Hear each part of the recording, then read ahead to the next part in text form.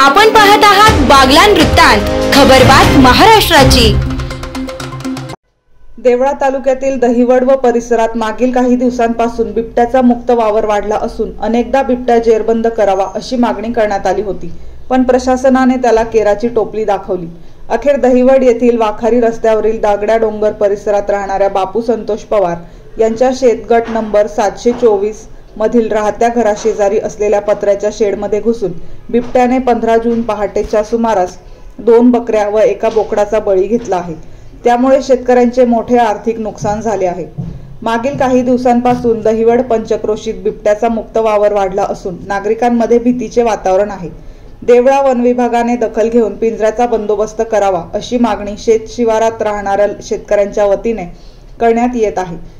या घटनेने परिसरातील शेतकरी भयभीत झाले आहेत। सध्या पेरणीची कामे मोठ्या प्रमाणात सुरू असून वन विभागाने याची दखल घेऊन पिंजरा लावण्याची मागणी केली आहे।